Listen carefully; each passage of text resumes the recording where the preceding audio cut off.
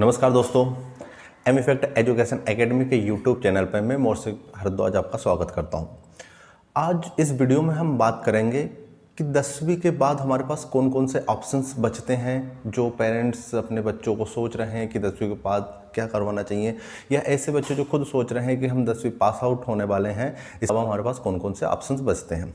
तो सर्वप्रथम हम ऑप्शंस पे बात करें तो ऑप्शंस में हम साइंस स्ट्रीम से ले सकते हैं, आर्ट्स ले सकते हैं, कॉमर्स ले सकते हैं।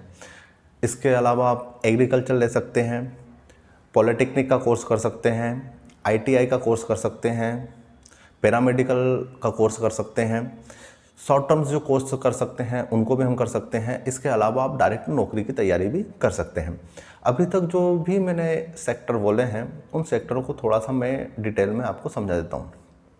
देखिए, आप यदि डॉक्टर, इंजीनियर, आईटी, शोध क्षेत्र, aviation, merchant navy, forensic science, ठीक है, एथिकल हैकिंग, इन में अपना भविष्य देखते हैं तो आपको विज्ञान संकाय लेना चाहिए। यदि हम विज्ञान या साइंस संकाय की बात करें, स्ट्रीम्स की बात करें साइंस की, तो ये अपने आप में दो भागों में बटा हुआ है। एक जो रहेगा वो बायो साइंस होता है और एक जो होता है वो मैथ साइंस होता है। यदि आप मेडिकल फील्ड में अपना किस्मत आजमाना चाहते हैं या अपना भविष्य बनाना चाहते हैं तो आपको बायो साइंस लेना चाहिए, या आप टेक्निकल फील्ड में जाना चाहते हैं तो आपको मैथ साइंस लेना चाहिए। इसके अलावा हमारा दूसरा जो संकाय रहेगा कॉमर्स रहेगा। कॉमर्स में हम क्या कर सकते हैं, यदि आप अकाउंटेंट बनना चाहते हैं, कंपनी सेक्रेटरी बनना चाहते हैं, एमबीए करना चाहते हैं, फाइनेंशियल प्लानर बनना चाहते हैं, मैनेजमेंट अकाउंटिंग करना चाहते हैं, सीए जिसे चार्टर्ड अकाउंटेंट होते हैं वह बनना चाहते हैं, तो आपको कॉमर्स संकाय लेना चाहिए। इसके अलावा आप आपका भविष्य जो है वो पत्रकार में, वकील में, ग्राफिक डिजाइन में, इवेंट मैनेजमेंट में, शिक्षक में या एमिएशन में देखना चाहते हैं तो आपको आर्ट्स लेना चाहिए। इसके अलावा यदि हम बात करें शिक्षक, तो शिक्षक एक कॉमन पद होता है जो आप विज्ञान से भी कर सकते हैं, कॉमर्स से भी कर सकते हैं या आर्ट्स से भी कर सकते हैं। इसके अलावा कुछ ऐसे बच्चे रहेंगे जो अपना भविष्य एग्रीकल्चर में देखना चाहते हैं तो आपको एग्रीकल्चर सब्जेक्ट जो रहेगा उसको लेना चाहिए।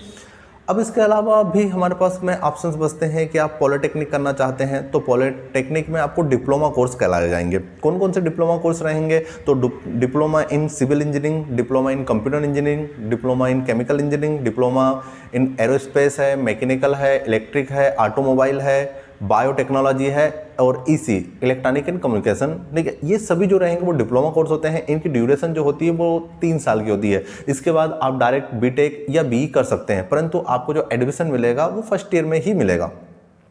कभी कभी सेकेंड ईयर में भी आपको मिलने के चांसेस रहते हैं, ठीक है। उस पर अपन अलग से वीडियो में बात करेंगे कि आपको कहाँ पर कैसा एडमिशन मिलेंगे।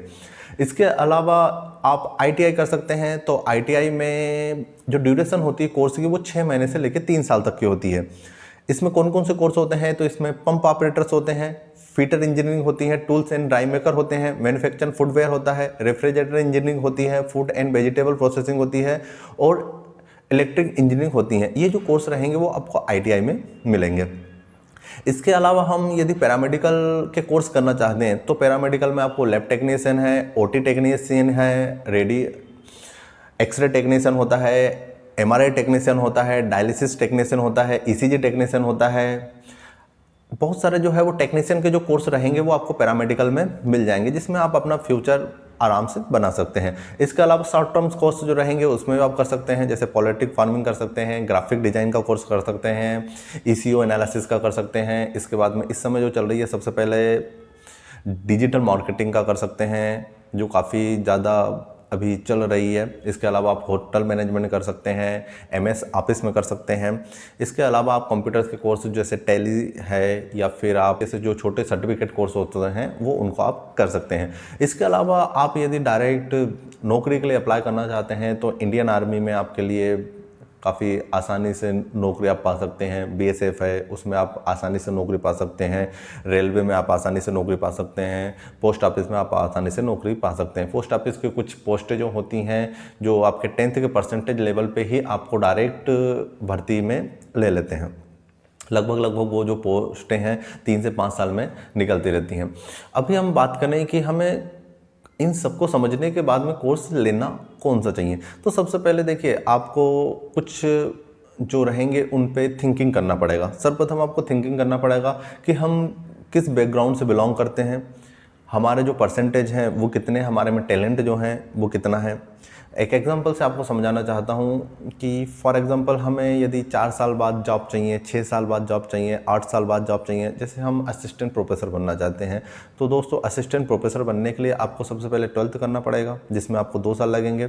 इसके अलावा आपको ग्रेजुएशन करना पड़ेगा जिसमें आपको 4 साल लगेंगे, और 2 साल जो रहेंगे वो पोस्ट ग्रेजुएशन के रहेंगे। तो टोटल यदि अपन काउंटिंग करें तो 8 से 9 साल जो रहेंगे वो, इसके बाद में यदि आपको पीएचडी करना पड़ा तो आपको लगभग 4 से 5 साल जो है वो पीएचडी में निकल जाएंगे। तो असिस्टेंट प्रोफेसर यदि बनने के लिए हमको 10 साल अपने जीवन का देना पड़ेगा।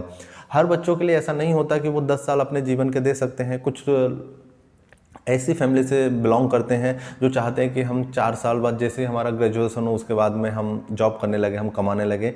तो ये सब चीज़ों को सोच के कि हम कितना पैसा शिक्षा पे खर्च कर सकते हैं, हमें कितने समय के बाद नौकरी की रिक्वायरमेंट रहेगी, या फिर हमारे कितने परसेंटेज बन रहे हैं, इन सभी चीज़ों को सोच के आपको सब्जेक्ट लेना है। यदि आप पढ़ाई में बहुत अच्छा कर सकते हैं और यदि थोड़ा सा फाइनेंशियल सपोर्ट भी हमें अच्छा है तो आप JEE है, नीट है, इससे आप डॉक्टर या इंजीनियर बन सकते हैं। इसके अलावा आप चाहते हैं कि हम पढ़ने में तो अच्छे हैं परंतु हमें 2 से 4 साल 6 साल के बाद में यदि जॉब लग जाए तो आप D फार्मा है या फिर B फार्मा है, ऐसे कोर्स कर सकते हैं जिससे अपना खुद का मेडिकल भी अपन ओपन कर सकते हैं।